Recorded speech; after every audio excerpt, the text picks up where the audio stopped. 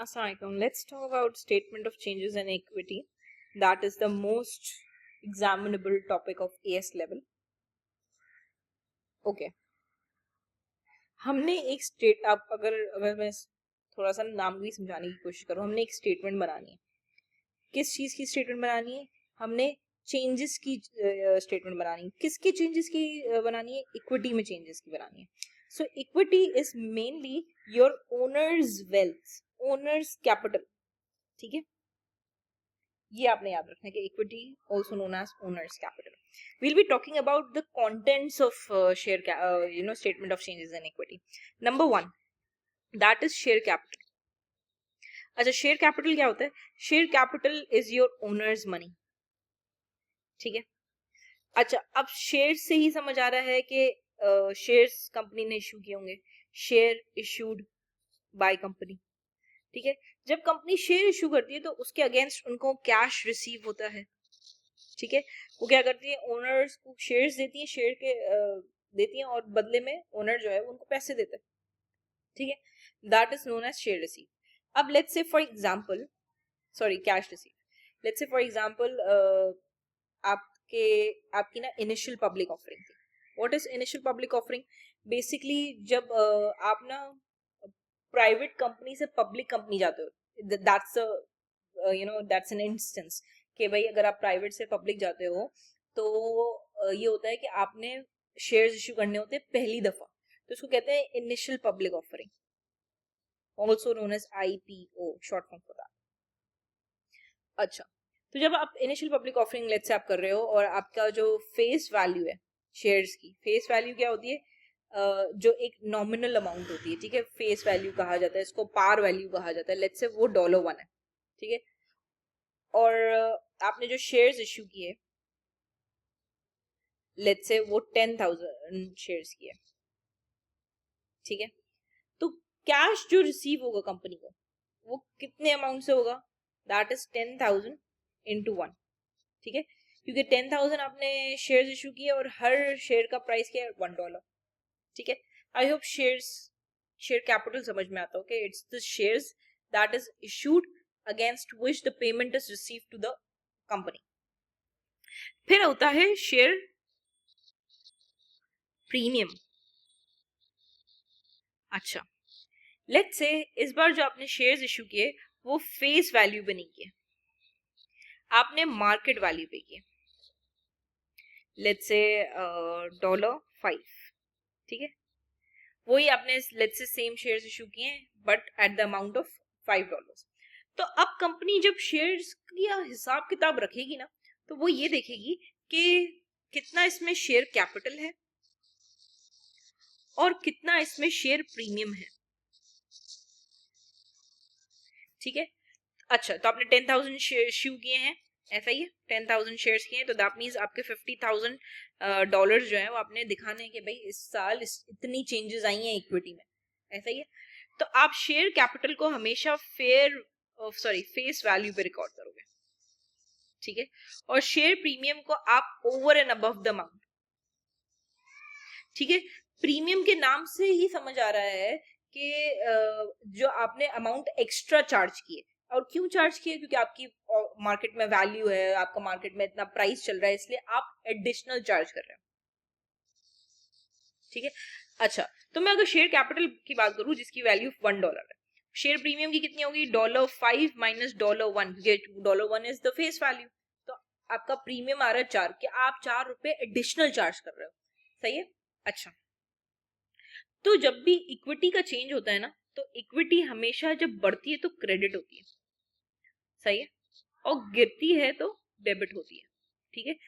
इसके चेंजेस हम लोग कहाँ दिखाते हैं, कहाँ रिफ्लेक्ट हो रहे होते हैं? SOFP में रिफ्लेक्ट होता है, that is statement of financial position. ठीक है. तो लेट्स से अगर आपने शेयर्स इश्यू किए हैं तो बैंक में आपके पास कितना अमाउंट आया होगा? आपके पास बैंक में 50,000 अमाउंट आया होगा. ये आपने डेबिट कर दिया होगा क्योंकि ये आपका एसेट है. एसेट बढ़ता है तो हम डेबिट करते हैं. अच्छा, इक्विटी आपकी बढ़ी, इक्विटी हमेशा बढ़ेगी तो हम लोग क्रेडिट करेंगे. ठीक है. तो शेयर कैपिटल होगा और शेयर प्रीमियम भी होगा. ठीक है. क्यों? 10,000 का शेयर कैपिटल है क्योंकि वो हमेशा फेस वैल्यू पे रिकॉर्ड होता है. दैट इज 10,000 के आपने शेयर्स इशू किए और उसकी $1 प्राइसेस की, और ये होगा आपका balancing figure. You can also calculate it like this. ठीक है, तो ये 40,000 हो गए। ठीक है, let's talk about another thing that will be encountering in the statement of changes in equity, that is retained earning. ठीक है, अच्छा रिटेन्ड अर्निंग्स क्या होती है? That is the accumulated profits. अब अक्यूमुलेटेड प्रॉफिट्स क्या होते हैं? कंपनी के जमा हुए प्रॉफिट्स। देखो कंपनी सारा प्रॉफिट तो नहीं एज अ डिविडेंड बांटती होगी, वो जमा करती है प्रॉफिट्स को, उसको हम कहते हैं रिटेन्ड, रिटेन कर लिया। सही है। अच्छा लेट्स से आपकी 2021 में प्रॉफिट्स जो हैं वो 10,000 हुए। ठीक है, 2022 में लेट्स से आपके हुए $5,000 और 2023 में हुए हैं लेट्स से 50,000। तो अगर आपका इन टोटल देखा जाए तो आपकी कितना रिटेन अर्निंग है, आ रही कितनी है? आपकी आ रही है 65,000। ठीक है, तो अगेन ये क्रेडिट हो जाएगी। ठीक है, अच्छा आप ईयर ऑन ईयर की बेसिस पे काउंटिंग करते हो, लेकिन मैं आपको बस बताना चाह रही थी कि अक्यूमुलेटेड प्रॉफिट का क्या मतलब है। ठीक है, अच्छा अब रिटेन अर्निंग्स में से काफी चीजें माइनस हो रही होती हैं। आप इसमें से डिविडेंड दे रहे होते हो शेयर होल्डर्स को। ठीक है, बोथ इंटरिम प्लस फाइनल, आप दोनों दे रहे होते हैं। ठीक है, फिर आप इसमें ट्रांसफर टू जनरल रिजर्व करोगे। सही है। अच्छा ये मैं बताती हूँ कि ट्रांसफर टू जनरल रिजर्व क्या होता है। That's the another component of equity, we will be discussing about once I completed this, we will be discussing about it. फिर आप इसमें से बोनस इशू देते हो। अच्छा बोनस इशू मैं यही समझा देती हूँ। डिविडेंड तो सेल्फ एक्सप्लेनेटरी कि आप अपने प्रॉफिट्स में से कुछ आधा हिस्सा बांट रहे होते हो, तो ये क्या कर देगा? डेबिट कर देगा आपके रिटेन अर्निंग को। ठीक है, अगर तो निकलता है। सिमिलरली ये तीनों का भी इफेक्ट सेम होना है कि वो आपके उसको डेबिट कर देंगे। ठीक है, अच्छा बोनस इशू क्या होते हैं? बोनस इशू होते हैं फ्री शेयर्स। सही है, फ्री शेयर्स किसको मिलते हैं? एग्जिस्टिंग शेयर होल्डर्स को। ठीक, अच्छा अच्छा हम लोग एग्जिस्टिंग शेयर होल्डर्स को क्यों देते हैं बोनस इशू? देखो हम लोग अगर किसी मूवमेंट पे किसी साल में हम लोग डिविडेंड ना दे सकें जस्ट बिकॉज हमारी इतनी कैपेसिटी नहीं है, तो क्या करता है कंपनी? बोनस इशू दे देती है ताकि अपने शेयर होल्डर्स को सेटिस्फाइड रखे, मोटिवेटेड रखे कि इनको कुछ तो मिला। अब लेट्स से इस शेयर की प्राइस 5 रुपए में मार्केट में चल रहा है, ये शेयर्स तो ओनर को मुफ्त में मिल गए, तो ओनर तो खुश हो जाएगा कि जो जिस शेयर का प्राइस 5 रुपए मार्केट में चल रहा है मुझे तो ये 0 रुपीज में मिल गया। ठीक है, तो इस सूरत में हम लोग क्या करते हैं? उस सूरत में जो हमारी एंट्री बनती है वो ये बनती है कि आप शेयर कैपिटल को तो बढ़ाओगे क्योंकि आपका शेयर कैपिटल बढ़ा है। लेट्स से आपने 10,000 के करीब शेयर्स को बोनस शेयर्स दिए। ठीक है, अच्छा आप पहला बैलेंस जो आप डेबिट करोगे वो हमेशा शेयर प्रीमियम करोगे। क्यों? देखो आप ओवर एंड अबव का अमाउंट होता है तो आप शेयर प्रीमियम में जाके चार्ज करते हो। अब आपको यहाँ पे कुछ अमाउंट नहीं मिल रहा तो सबसे पहले आप डिडक्ट भी शेयर प्रीमियम का करोगे। लेट्स से आपके पास करंट बैलेंस जो है वो शेयर प्रीमियम का सिर्फ 5,000 है, तो बाकी 5,000 कहाँ से निकालें? वो 5,000 आपका इधर बैलेंसिंग फिगर निकलेगा कहाँ से? रिटेन अर्निंग्स में से। ठीक है, तो ये है सारा बोनस इशू का कॉन्सेप्ट। एक होता है बोनस इशू और एक होता है राइट इशू। ये भी आप अपने एग्जिस्टिंग शेयर होल्डर्स को देते हो। ठीक है, अच्छा अपने एग्जिस्टिंग शेयर होल्डर्स को आप देते हो। अच्छा लेकिन इसमें ये एक वो होता है कि आप अगर मार्केट में लेट्स से $5 का चल रहा है तो आप उनको 4 पे ऑफर करते हो, तो इसमें भी शेयर होल्डर खुश होता है कि भाई मार्केट में तो 5 का मुझे 4 का मिल रहा है, तो वो खरीदेगा। ठीक है, अच्छा इसमें क्या एंट्री बनेगी कि भाई आपको इसमें पैसा रिसीव हो रहा है। देखो इधर आपको पैसा रिसीव नहीं हो रहा, बोनस इश्यू में नो कैश। ठीक है, जैसे ऊपर था यहाँ पे कि आपको बैंक में 50,000 रुपए रिसीव हुए हैं अगेंस्ट, यहाँ पे आपको कुछ रिसीव नहीं हो, यहाँ पे आप दे रहे हो। डिविडेंड नहीं दे सके तो आप ये दे रहे हो। ठीक है, तो देखो रिटेन अर्निंग भी आपको कम होता हुआ दिख रहा है, ये सब कम होता हुआ दिख रहा है। ठीक है, अच्छा राइट इशू में आपको पैसा आया है, लेकिन कितने से आया है? आपको सिर्फ 10,000 इंटू 4 आया है, 40,000 से आया। ठीक है, कम आया। शेयर कैपिटल आप वही 10,000 पे रिकॉर्ड करोगे। ओवर एंड अबव का अमाउंट कहाँ जाएगा? वही 30,000 शेयर प्रीमियम में।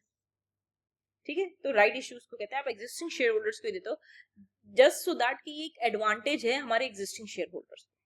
ठीक है, अदर कंपोनेंट ऑफ इक्विटी और मैं बात करूं तो दैट इज ट्रांसफर या आप बोलो जर्नल रिजर्व। ठीक है, अगेन बढ़ेगा तो क्रेडिट, गिरेगा तो डेबिट। जर्नल रिजर्व क्या होता है? जर्नल रिजर्व एक स्पेसिफिक पर्पस के लिए खुलता है।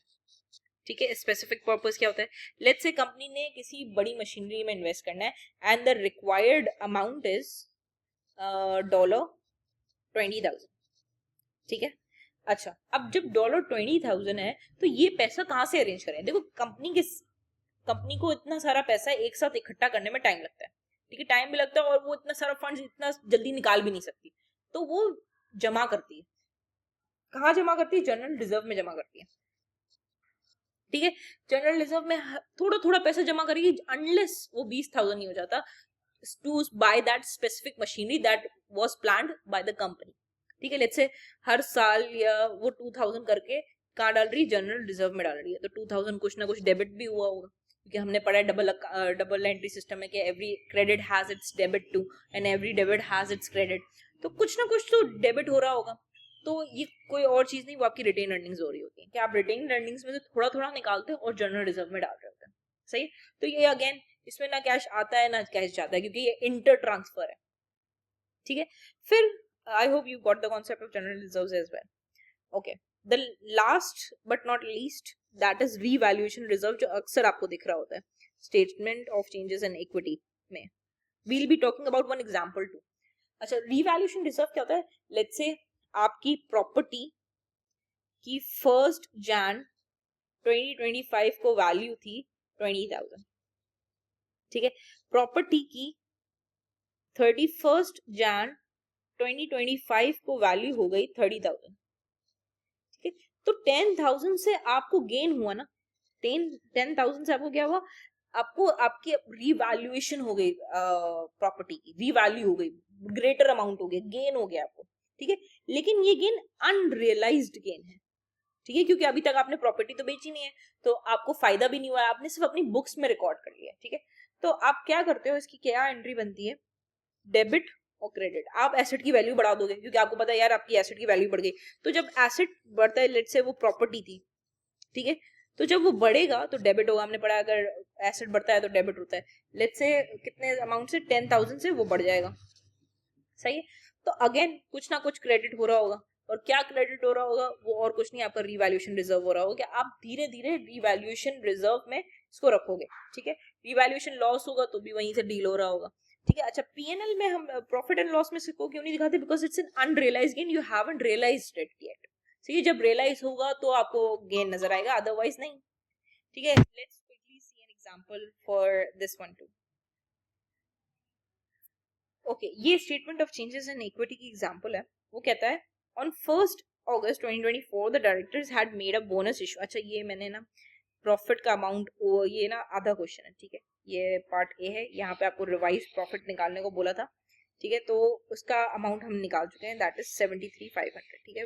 उसमें कुछ एरर्स थे, that has to be corrected, फिर ये प्रॉफिट आया, ठीक है। तो प्रॉफिट की इधर नीड थी, इसलिए मैंने इसको ले लिया, ठीक है। अब फर्स्ट सेकंड थर्ड इसने एडजस्टमेंट दिए, और इसने बोला आपने statement of changes in equity बनानी है।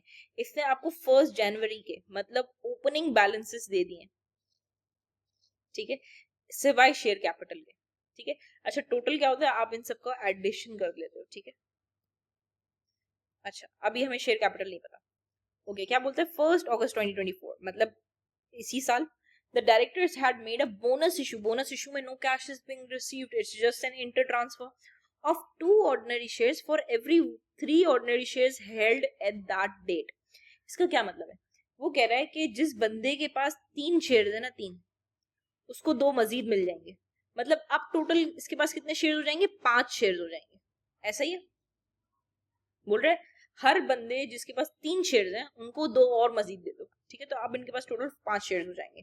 तो ऑब्वियसली फायदा ये है ना, 3 शेयर मुफ्त के हैं, 2 उन्होंने खरीदे होंगे, और सॉरी 3 उन्होंने खरीदे होंगे और 2 एडिशनल फ्री के मिल गया। The company policy is to maintain the reserves in their most flexible form. Ordinary shares have a face value of 0.5. अच्छा, इसने हमें फेस वैल्यू भी दे दी है, par value, nominal value, it's the same thing, 0.5 दे दी है, ठीक है। अच्छा, अब इसने बोला to keep the reserves in the most flexible form. तो जब ये लाइन लिखते हैं ना, इसका ये मतलब है कि अगर भाई आपने शेयर कैपिटल को, हमने देखा था, क्रेडिट करना है आपने, ठीक है। अब उसके अगेंस्ट कुछ ना कुछ डेबिट होगा ना, तो वो क्या होगा? बोनस इशू होगा, ओ सॉरी, शेयर प्रीमियम होगा। अच्छा, तो शेयर प्रीमियम जब होगा तो अगर रिमेनिंग अमाउंट है तो वो कहाँ से जाएगा? वो आप रिटेन अर्निंग्स में से निकालोगे, ठीक है। तो ये बस इफेक्ट बता रहा है कि अगर आपके पास नहीं है तो मोस्ट फ्लेक्सिबल फॉर्म में आपने रखना है, आपने इसकी एडजस्टमेंट देख लेनी है, ठीक है। अच्छा, ऑन 1 अक्टूबर 2024, दैट मीन्स 1 अगस्त के बाद, ठीक है, the directors had paid a dividend of 0.3 पर शेयर। हर जितने भी शेयर्स है ना, मतलब ये इंक्लूजन होगा, ठीक है, मतलब 3 + 2, सही है, पूरे 5 शेयर्स पे, और जितने भी शेयर्स हैं, मतलब सही है, उन सब शेयर्स पे कितना मिलेगा? 0.03 मिलेगा। तो ये कहाँ से निकलेगा? रिटेन अर्निंग्स में से निकलेगा। हमने बात की डिविडेंड रिटेन अर्निंग्स में से जाते हैं। फिर एक ये एडजस्टमेंट है कि हमें प्रॉफिट इस साल 73,500 गया है, मिला है, तो 73,500 कहाँ जाके क्लब होगा? आपकी रिटेन अर्निंग्स में भी क्लब होगा, क्योंकि मैंने आप लोग को बताया कि रिटेन अर्निंग्स जो होती हैं वो उसमें अक्यूमुलेट होती रहती हैं। 31 December 2024 को the directors decided to revalue the property to 680। तो अगर आप ऊपर देखो ना, तो प्रॉपर्टी की इधर देखो वैल्यूएशन आ रही है, दैट इज 780,500। सही है, मैं नीचे लिख लेती, प्रॉपर्टी जो शुरू में थी दैट इज 780,500, 785,400 है, यस, ठीक है। अच्छा, इनिशियली आपकी जो वैल्यू है वो इतनी थी, अब इसका मतलब कम हो रही है, ठीक है। अब हम लोग उसको लॉस को भी कहाँ दिखाएंगे? रिवैल्यूएशन रिजर्व में दिखाएंगे, ठीक है, कि भाई इतने से लॉस हो रही है। अच्छा, लेट्स स्टार्ट डूइंग इट। अच्छा, अब देखो, पहली एडजस्टमेंट इसने शेयर्स के लिए बोली। अब मेरे पास शेयर्स तो है ही नहीं, मेरे पास सिर्फ क्लोजिंग बैलेंसेस हैं, और क्लोजिंग बैलेंस भी कोई अमाउंट से निकला। देखो यहाँ पे डॉलर बना हुआ है, इसका मतलब वो अमाउंट की बात कर रहे हैं, ना कि शेयर्स की, ठीक है। तो अगर ऐसे ही देखूं 900,000, और उसने बोला है कि ये सारे शेयर 0.5 पर है, सही है, तो अगर मैं अभी करंट शेयर्स देखूं जो कि क्लोजिंग बैलेंस है, ठीक है, तो वो कितना आएगा? 900,000 डिवाइडेड बाय 0.5 करते हैं तो आई गेस 450 आता है। Let me see, no it's 1800, सही है, तो आपके पास 1800 शेयर्स थे, ठीक है। अच्छा, अब मुझे निकालना है ओपनिंग, ठीक है, ये आपके आगे नंबर ऑफ शेयर्स, ठीक है। अब मैंने आपको क्या बताया कि इन्होंने क्या डिसाइड किया हुआ? एक्स नंबर है, सही है, एक्स नंबर ऑफ शेयर्स है। अब पहले देखा होगा कि कितने लोगों के पास 3 शेयर्स हैं, पहले उन्होंने देखा होगा कितने ऐसे लोग हैं जिनके पास शेयर्स हैं 3, लेट्स से 33 लोग हैं, और आपने देखना है कि भाई कितने ऐसे लोग हैं जिनको मैंने एडिशनल शेयर्स देने हैं, सही है, तो वो किस पे डिवाइड करेगा? 3 पे डिवाइड करेगा, सही है, तो ये आगे 33 डिवाइड बाई 3 करते हैं तो 11 आता है, ठीक है। अब इन सारे 11 बंदों को हमने 2 मजीद दे देने, तो मतलब 22, ठीक है। अच्छा, 22 एडिशनल देंगे, 22 + 33 कितना होता है? 55, सही, तो आपके टोटल शेयर्स कितने आ गए? 55। अच्छा, 55 रिप्रेजेंट्स व्हाट? 5 शेयर्स, कि अब हर इन 11 बंदों के पास कितने शेयर्स है? 5 शेयर्स है, ठीक है। तो अगर मैं 55 को डिवाइड करूंगी ना 5 से, तो 11 आएगा एग्जैक्ट, सही। अच्छा, अब मैंने देखना है कितने एक्स नंबर, क्योंकि मुझे जो नंबर ऑफ शेयर्स तो पता ही नहीं है इनिशियली कितने थे, मैंने डिवाइड कर दिया 3 से, और फिर मैंने इसको मल्टीप्लाई कर दिया 2 से, क्योंकि मुझे पता है हर किसी को 2 और देने हैं, लोग आएंगे, लोग को मल्टीप्लाई कर देना है 2 से, ठीक है। अच्छा, तो मेरा आंसर क्या आएगा? देखो, ये जो 1800,000 शेयर्स है ना, ये टोटल है, टोटल, ठीक है। तो मैं, आपने अगर मेरी पुरानी एग्जांपल देख रहे हो ना, अगर मैं पुरानी एग्जांपल वापसी लगाऊं, ये देखो, तो पुरानी एग्जांपल करके नए शेयर्स आ रहे थे, एडिशनल शेयर्स आ रहे थे, ठीक है। तो मुझे इसमें ऐसा मैं क्या करूं कि बैलेंस आउट हो जाए, ठीक है। तो इसके लिए एक और तरीका है, आप कर लो 1800 शेयर्स, सही है, ये रिप्रेजेंट क्या करते हैं? 5 शेयर्स को, ऐसा ही देखो, मैंने 55 को भी 5 से मल्टीप्लाई डिवाइड किया था, ठीक है, ये 5 शेयर्स को रिप्रेजेंट करते हैं। मुझे कितने चाहिए? ओरिजिनल वाले, सही है, ओरिजिनल क्या है? 3 है, सही है। मुझे देखने के शुरू में कितने थे, अगर मैं 55 को भी डिवाइड बाय 5 करूं, इंटू 3 कर दूं, फिर 55 डिवाइडेड बाय 5 इंटू 3, तो आप देखोगे आपका आंसर 33 आ जाएगा, तो मेरे ओरिजिनल शेयर्स आ जाएंगे। तो इससे मुझे पता चल जाएगा कि मेरे ओरिजिनल शेयर्स क्या हैं, ठीक है। तो अगर आप ये करो ना, तो ये आपका आता है एक, तो ये आपका आ रहा है 1080 शेयर्स, ठीक है। अच्छा, ये तो शेयर्स हैं, मुझे किस में चाहिए? अमाउंट में चाहिए, क्योंकि हम लोग यहाँ पे क्या लिखते हैं? अमाउंट लिखते हैं, ठीक है। तो मुझे पता है सबकी नॉमिनल प्राइस क्या है? 0.5 है, क्योंकि हम शेयर कैपिटल को तो हमेशा फेस वैल्यू पे रिकॉर्ड करते हैं, तो that is going to be 540,000। I hope this calculation makes you understand everything. तो ये आपका आ गया 540,000, ठीक है। तो ओपनिंग मेरा आ गया 540,000, and then you have to add in order to calculate the total. अच्छा, अब मुझे पता है कि ड्यूरिंग द ईयर जितना भी कुछ शेयर कैपिटल में फर्क आया है वो बोनस इश्यू की वजह से आया है, क्योंकि राइट इश्यू तो हुआ नहीं है, शेयर कैपिटल में फर्क पड़े। तो 900,000 और 540 को अगर आप माइनस करो तो क्या आता है, दैट इज 360,000। सही है, तो मैंने कितने इशू किए, 360,000 के इशू किए। सही है, I hope I was able to make you guys understand how this is going to get calculated। ठीक है, अच्छा अब आपने देखना है, मैंने आपको बताया था कि डेबिट हो रहा होगा बैंक, उससे आपको सॉरी ये बोनस इशू है, डेबिट हो रहा होगा क्या, शेयर कैपिटल हो रहा होगा आपका क्रेडिट। सही है, डेबिट हमने डिसाइड करना है, दैट इज बाय 360,000 के अमाउंट से नए शेयर्स इशू है। ठीक है, अब आप कहाँ से निकालोगे इन पैसों को, शेयर प्रीमियम से, याद है मैंने बताया था ओवर एंड अबव जहाँ अमाउंट शेयर प्रीमियम में गिरता है तो वहीं से ही माइनस होगा। ठीक है, तो फर्स्ट प्रायोरिटी होगी आपकी शेयर प्रीमियम। अब लेकिन शेयर प्रीमियम में मैं तो सिर्फ 120,000 निकाल सकती हूँ, तो सिर्फ मैक्सिमम में जो जाऊंगी वो 120,000 तक जाऊंगी। ठीक है, फिर ओवर एंड अबव कहाँ से निकलेगा, वो आपका रिटेन अर्निंग्स में से निकलेगा। ठीक है, तो यहाँ पे आप लिख दोगे 120,000, रिटेन अर्निंग खत्म हो, सॉरी शेयर कैप प्रीमियम खत्म हो गया, और यहाँ पे आप माइनस कर दोगे 240,000। अच्छा, जो टोटल का इम्पैक्ट है वो क्या होगा, जीरो। क्यों, 360,000 प्लस में है एक बार और 360,000 माइनस में एक बार। सही है, ये आप दोनों इन दोनों को प्लस करोगे तो इट्स इक्वल टू 360,000। ठीक है, ओके, तो ये आपका आ गया नील, जीरो। अच्छा, फिर मैंने देखा भाई शेयर प्रीमियम में अब कोई चेंजेस नहीं आएंगे क्योंकि मैंने ऊपर एडजस्टमेंट्स पढ़नी है, इसके अलावा कुछ भी नहीं आएगा, लेकिन still I am not closing it yet. फिर दूसरी जो बोला है, इसने बोला है डिविडेंड पेड। सही है, वो बोलते हैं मैंने सारे शेयर्स पे दिए जो आज तक इश्यू में। सही है, मैंने सारे शेयर्स पे दिए जो अब तक है। हमने देख लिया भाई 1800 के शेयर्स थे, याद है हमने 1800 शेयर्स निकाले। अब बोल रहे हैं इन 1800 शेयर्स पे हर शेयर पे 0.03 है। अगर आप 1800 को 0.03 से मल्टीप्लाई करो तो दैट जनरेट्स 54,000। सही है, और हमने पता है कहाँ से निकलता है, शेयर रिटेन अर्निंग्स में से निकलता है। सही है, और इसका कोई इम्पैक्ट नहीं होता। रिटेन अर्निंग्स जो हो जाती हैं वो आपकी डेबिट हो जाती हैं, और बैंक या पेबल है तो अगर डिविडेंड पेबल है तो क्रेडिट हो जाता है। ठीक है, नो एंट्री। ओके, फिर आखिरी जो इसने बताया है वो उसने बोला डायरेक्टर्स ने रीवैल्यू करना चाहा है आपकी प्रॉपर्टी को।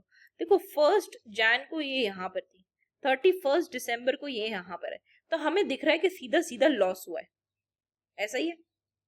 अच्छा, लॉस कितने का हुआ है, आप डिफरेंशियल निकाल लोगे, that is 785 400 minus 680,000, so that generates 105,400। ठीक है, अब अगर आप देखो तो आपके रीवैल्यूएशन रिजर्व में से तो सिर्फ आप एक ही चीज माइनस कर सकते हो, दैट इज 80,000। आप सिर्फ 80,000 तक माइनस कर सकते हो, लेकिन आपका टोटल लॉस कितना आया है। अगर मैं टोटल लॉस की बात करूं या जर्नल एंट्री की बात करूं, डेबिट क्रेडिट। ठीक है, देखो retained earnings, sorry revaluation loss हुआ है। सही है,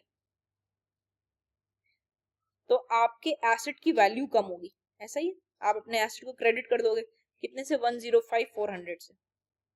सही है, अच्छा, और रीवैल्यूएशन रिजर्व को कम कर दोगे, लेकिन आप सिर्फ 80,000 तक कम कर सकते हो। तो बैलेंसिंग कहाँ डालू, बैलेंसिंग और कहीं नहीं, आपकी रिटेन अर्निंग्स में से जाएगा। 105,400 माइनस 80,000 करते हैं तो दैट जनरेट्स 25,400, तो 25,400 का अमाउंट यहाँ से जाएगा। ठीक है, और अल्टीमेटली कितना लॉस है, 105,400। ठीक है, तो ये चेंजेस रिकॉर्ड होगी। Can you see the changes that we are recording. सही। अच्छा, लास्ट बट नॉट लीस्ट जो प्रॉफिट की चीज है जो मैंने आपको बताई थी, प्रॉफिट जाके कहाँ ऐड ऑन हो जाती है, रिटेन अर्निंग में। प्रॉफिट्स 73,400 है, 500 है, 500।